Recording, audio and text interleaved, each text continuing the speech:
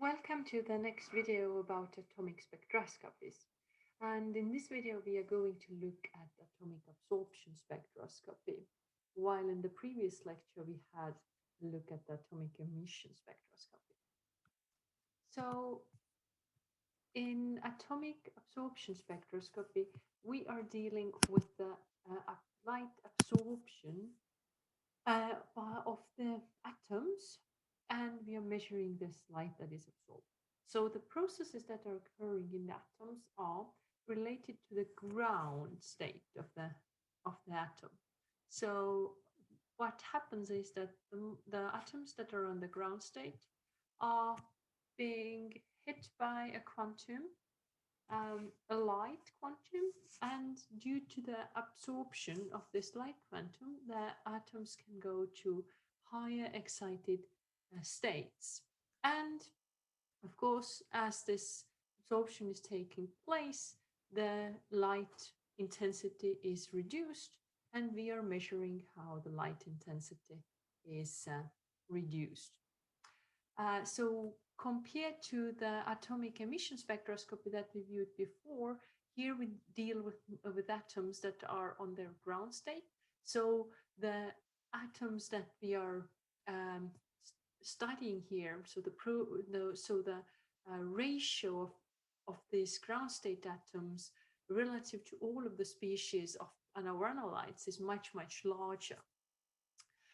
So when in atomic emission spectroscopy, a big issue was how to bring a reasonable amount of atoms to their excited state. So here we have much simpler task. We need to have the atoms in their ground state, and we will thereafter see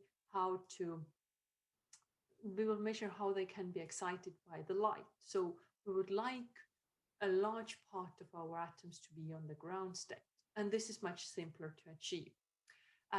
However, we still need to atomize our analyte and have them in our media where we do our measurements.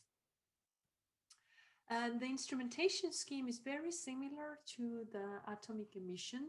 However, there is one significant difference, and this is that now as we are as we are measuring how the ground state atoms are absorbing light, we need a light source. And here we have it as a lamp. We can have different light sources. All of the other parts of the instrumentation are fairly similar. However, there are differences. For example, we might use different atomization sources in atomic absorption than in atomic emission spectroscopy. Before we can actually dig into the instrumentation, we have to focus a bit on the spectrum itself, because this brings about a few restrictions to the lamps or light sources that we can have in atomic absorption. And theoretically, we could think that the ground state is of an atom is just one fixed energy level, and the excited states as well. So we could think that the lines in the atomic spectroscopy are infinitely sharp, so their width is very close to zero.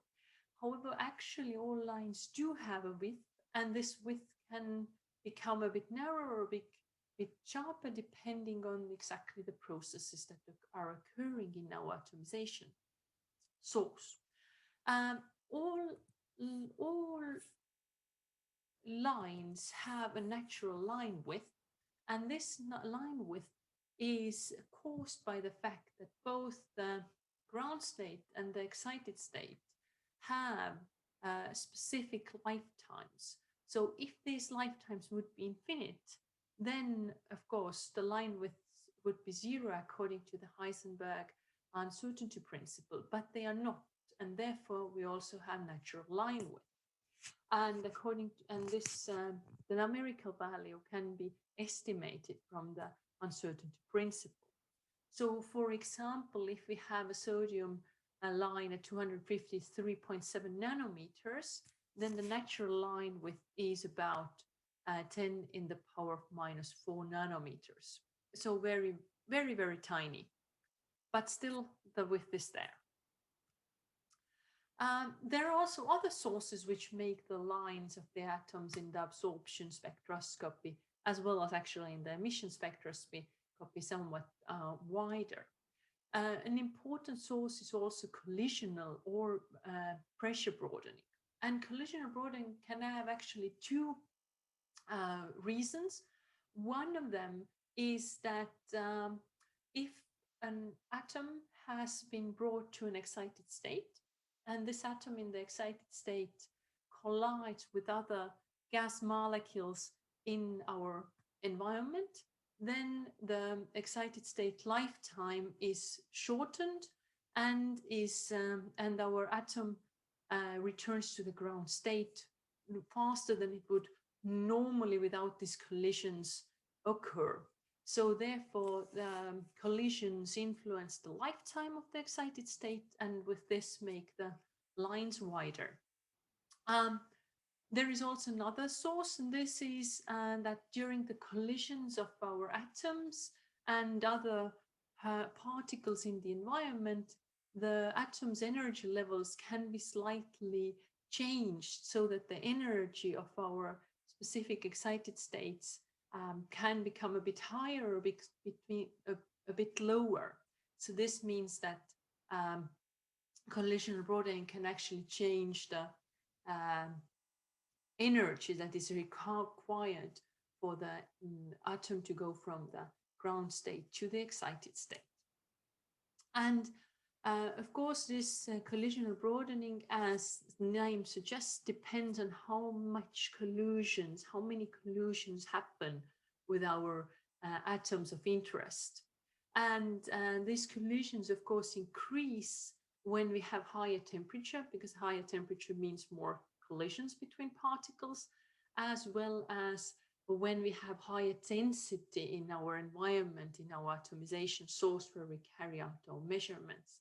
So again, the higher density means more collisions between the atoms.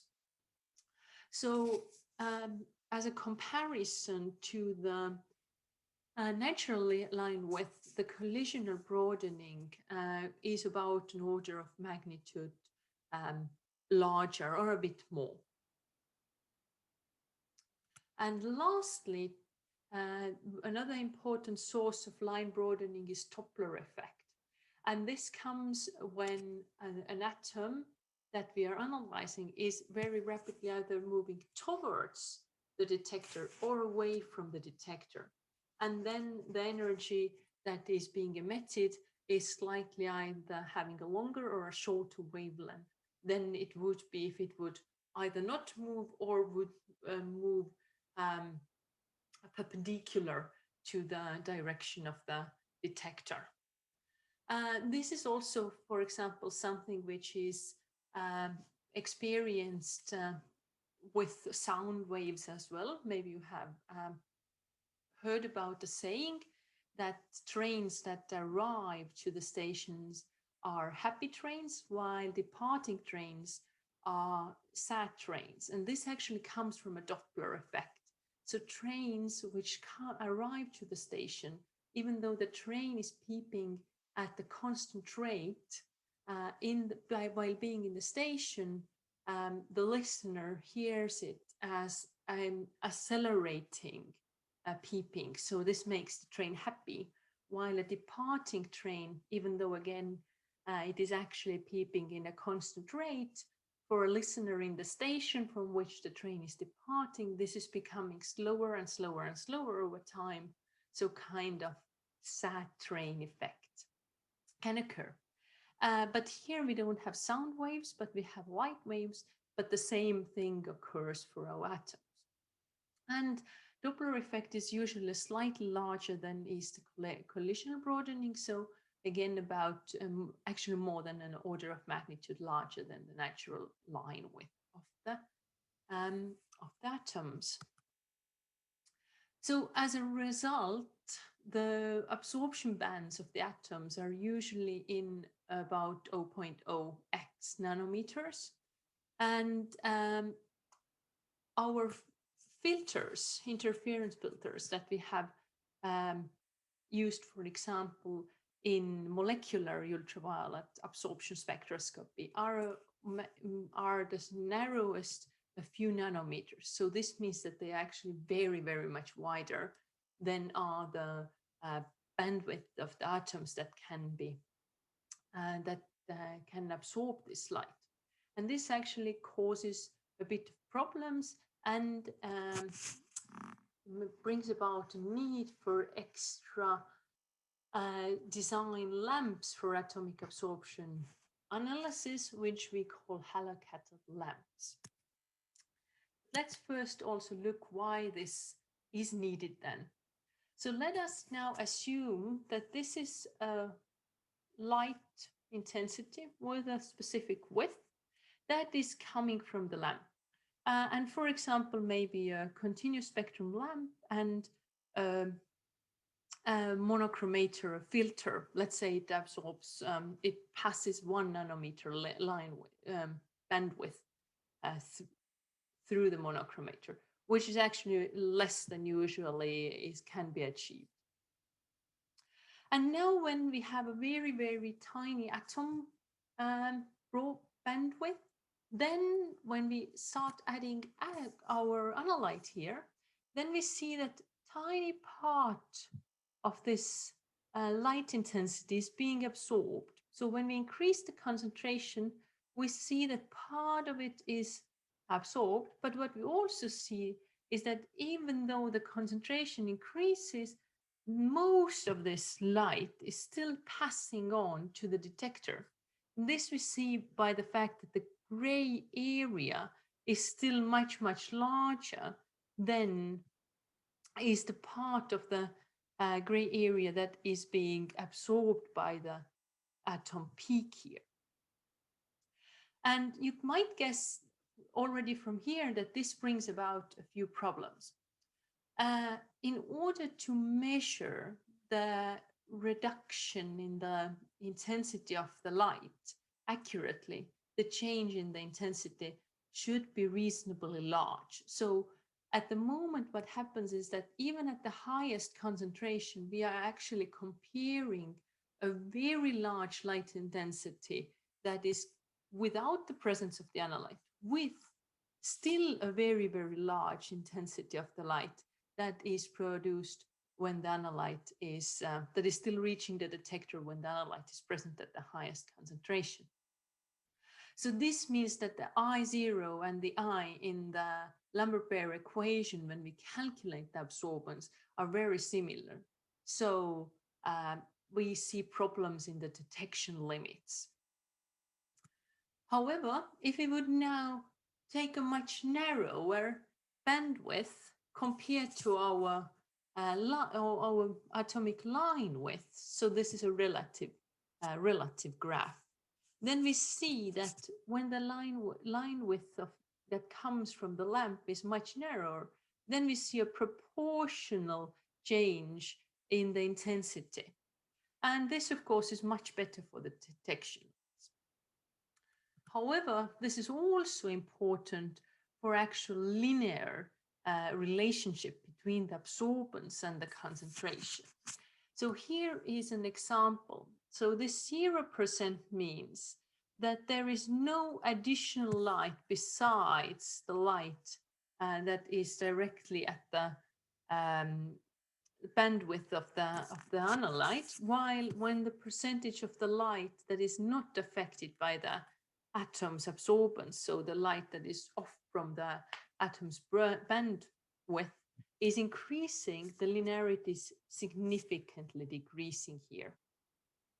So therefore, we would need to have very narrow light bands that come to the atomization source because we want to have both low detection limits as well as a linearity of a analyte signal to the absorbance, analyte absorbance to the concentration. So therefore, there are two specific types of lamps that have been developed in atomic absorption spectroscopy.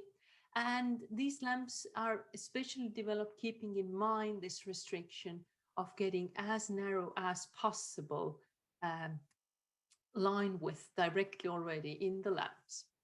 The common one is HALOC cathode lamps, and these are available for tens and tens of elements, while also are available electrodeless discharge lamps, which are available only for a few elements, but they have been specifically designed for some elements which have lower sensitivity with HALOC cathode lamps, and with them higher sensitivity has been achieved.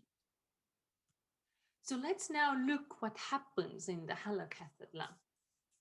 HALOC cathode lamp is a lamp which consists of an anode and a cathode. And the anode is just a tungsten metal made of tungsten.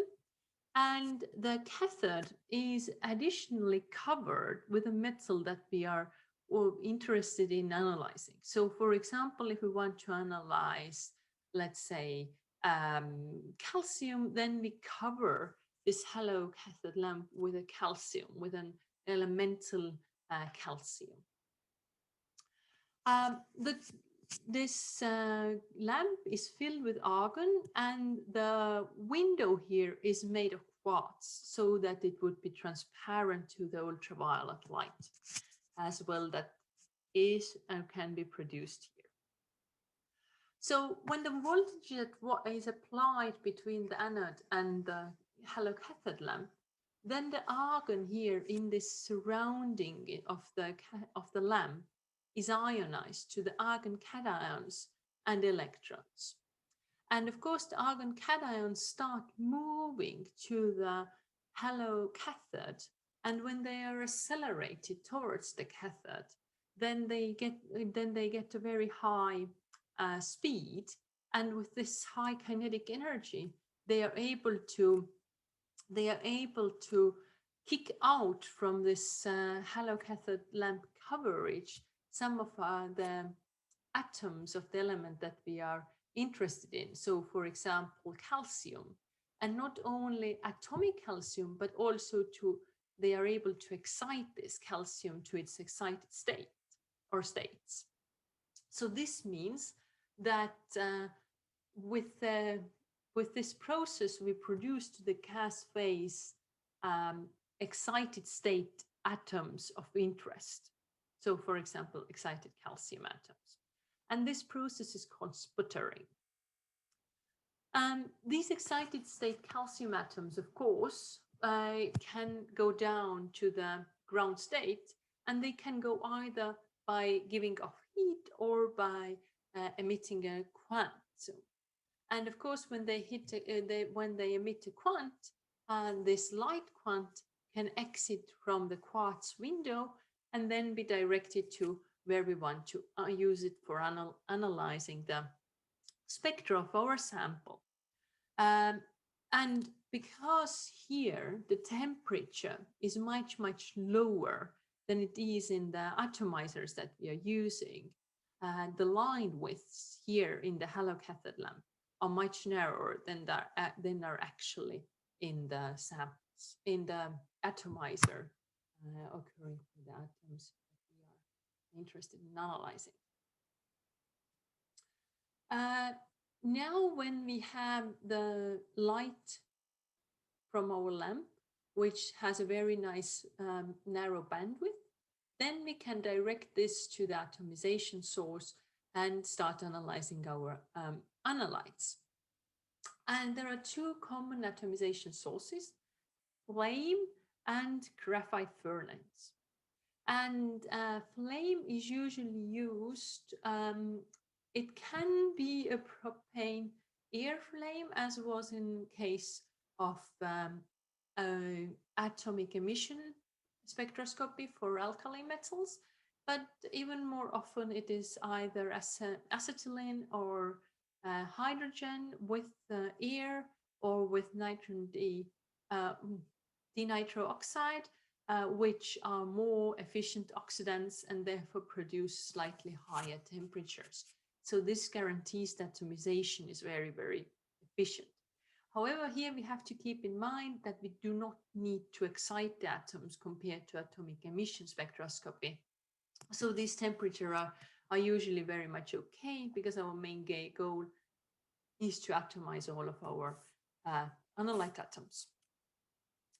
In case of flame, the system looks something like this, that firstly, the sample is introduced here, and it is nebulized by having a similar system as we saw in atomic emission spectroscopy, but here the nebulizer gas is the oxidant, so usually oxygen.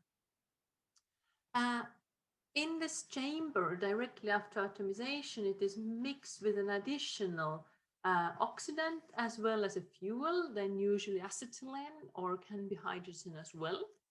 And there are some burdens here, which are used to remove the droplets which are too big to be directed to the burner. So only very fine aerosol ends up going to the burner and to the flame. And after removing this, the mixture, this aerosol of our sample with the fuel and with the oxidant, is directed here to the burner head, which is then on top of which a flame is burning. And this is a laminar burner, which means that the flame is very, very long.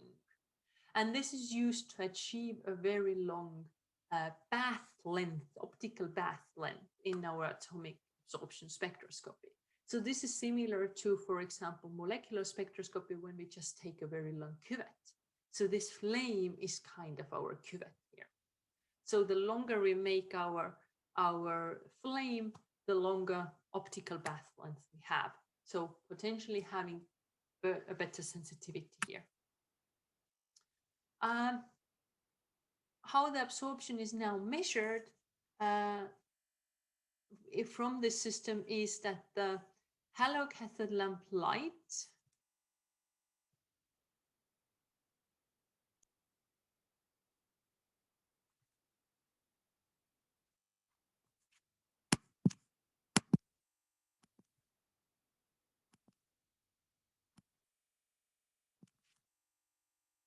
So now how these absorption measurements are actually done on the instrument, you can see from the scheme. So the HALOC cathode lamp is used to produce the light. Then this light is being split into two beams with equal intensity, and this is done with a semi-transparent, semi-reflecting surface. Half of the beam goes not through the burner, so not through the flame, and it is directly directed to the monochromator and to the detector. Therefore, with this line, we are able to measure the light intensity that comes directly from our lamp, so the I0. When we are splitting this light, then the other part of this light goes through the burner. Part of this light is then absorbed by the atoms that are in our sample and that have been atomized in the flame. And therefore, the intensity I can be measured when we direct now this light beam to the monochromator and to the detector.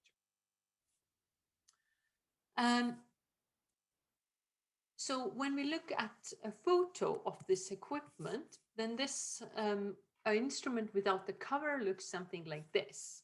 And let me briefly explain you what is where. So here are the HALOC cathode lamps.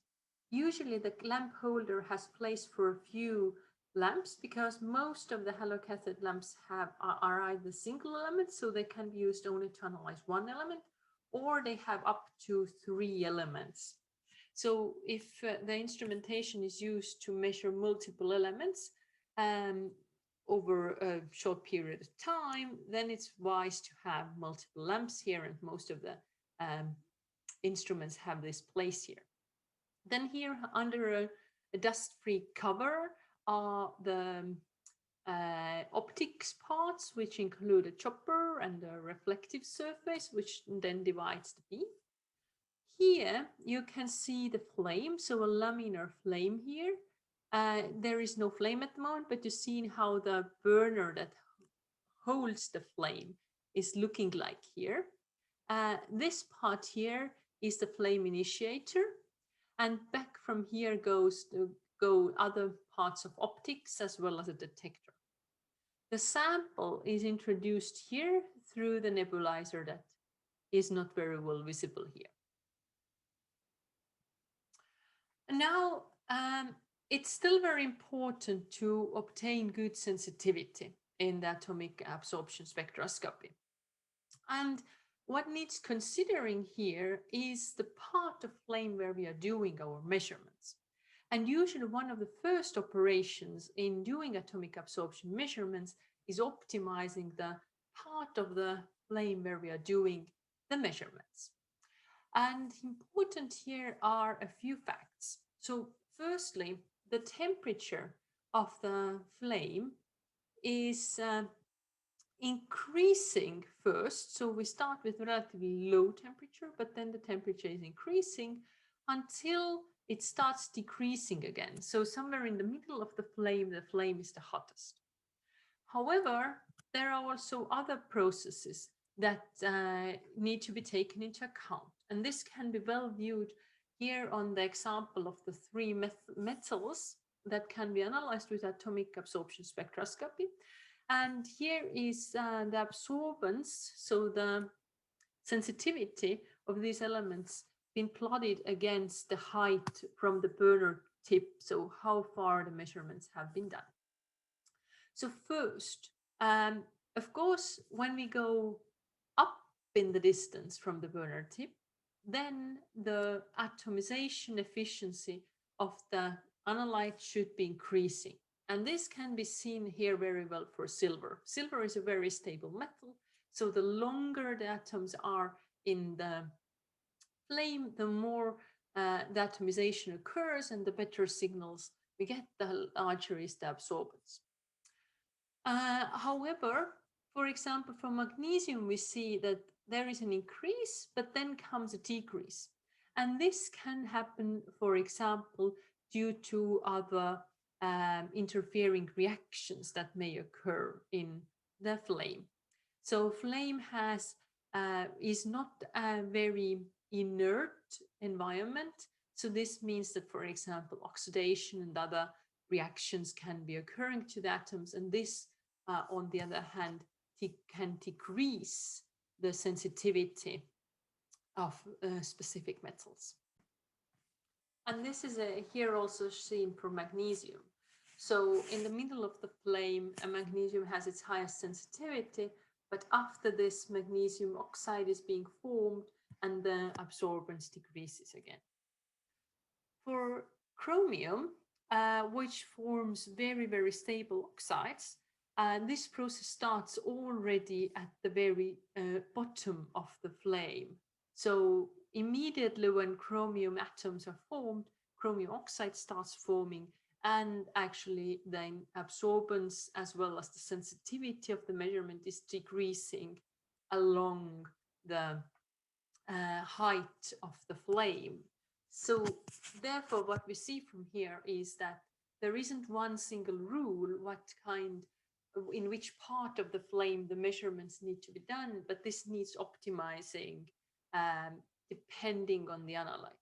However, in practice, we also optimize this not only for one analyte, but we also optimize it each time we do the measurements.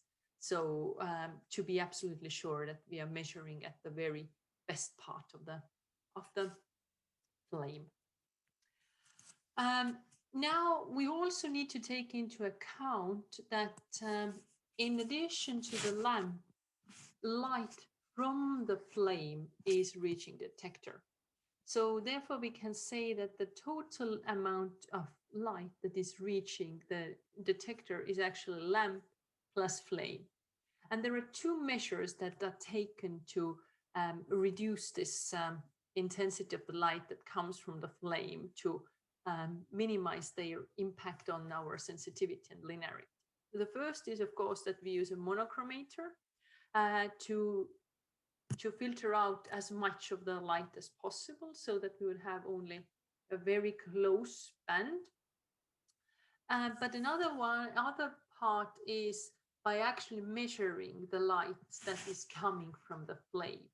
And this is done by essentially just blocking part of the light, or the light that is coming from the HALOC cathode lamp, just measuring the light intensity that passes from the flame through the monochromator to the detector. And this is done in an alternating way by using this chopper. So this chopper essentially is a rotating plate where parts of it block the light from HALOC cathode lamp, and parts of it split it into the reference beam and into the measurement beam. So the parts where this light intensity is blocked, then no light goes either to the reference beam nor to the measurement beam, and we measure the light that is coming from the flame and impacting and being measured by the detector. So therefore, the correction to the intensity of the light that comes from the flame can be done.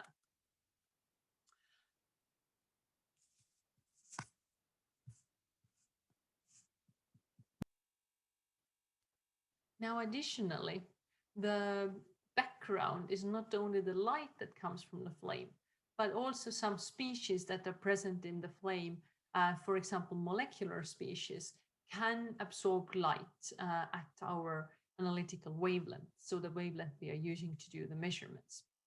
So altogether, we can say that the total absorbed light is the absorbance caused by the analyte plus the absorbance caused by the background.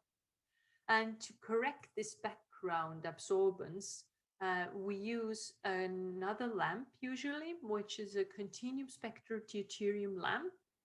And with this deuterium lamp then is also directed through the flame, and this measures what is the absorbance of other species present in the flame. Now, lastly, flame is not the only atomization source that can be used in atomic absorption spectroscopy, but also graphite furnaces are used. So graphite furnaces do not have any flame. Actually, graphite furnaces are two graphite tubes that are having often this kind of a platform, and the sample is put on this platform. Thereafter, this graphite tube is put into an instrument where this graphite tube can be heated. And here on this side, we have the lamp, and here we have the detector. So these windows of the graphite tube have optical entrances so that the light can pass through. And now when the graphite tube has been put into the instrument, into the atomic absorption spectrometer, then there are three processes that are being carried out with temperature gradients, so temperature programs. So the first is the lowest temperature level, where only about 100 degrees of temperature is applied. And this is done to just vaporize the solvent from the sample here on the plate. Secondly, the temperature is a bit raised so that organic molecules that we are not interested here start ashing. So they are just converted into carbon dioxide and water. By the way, during this time, all the time, the internal gas is flowing through this graphite tube, and the carbon dioxide and water that are produced, or as well as the solvent vapor in the first drying step, are carried out from the graphite tube. And then after this, we have here on this platform only our inorganic compounds, which are thereafter atomized by then now increasing the temperature to about 2000 to 3000 degrees. As a result, the molecules here are brought to the gas phase and the atomization occurs. Um, and um, and then the measurements can be done so that when the atoms are here in the gas phase in the graphite tube, then we do the measurements by passing through the measuring how is the light beam intensity changing when it is passing through the graphite tube. So graphite furnace is quite good because it usually has lower LODs, and this comes from the fact that the measurements can be done over a longer period of time, and the whole sample is atomized at once. So all of the sample that is put on the platform is brought to the gas phase, to the atomized state at once, and then for a second or a bit longer, we do measurements by passing light through this tube. So therefore, we have more atoms in the gas phase, and we collect the signal over a longer period of time, and we can also obtain lower LOD values.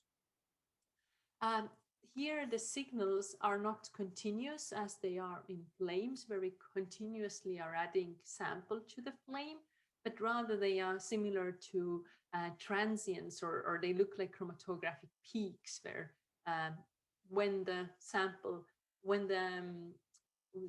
is atomized, then the signal goes up and off, and when it is flushed out from the graphite tube with the internal gas flow, then the signal again drops. So they are like peaks on our time versus intensity plots. The problems here with graphite furnaces are that the relative standard deviations are not as good as for the flame atomizers. They're also fairly slow because each of the samples need to be put into a separate graphite tube, and this graphite tube needs to be installed, and then the drying, etching, as well as atomization brought about. And also the linear range, or the dynamic range, is somewhat lower than it is for the flame atomizers. So as a result, it is used rather when very low LODs are desired.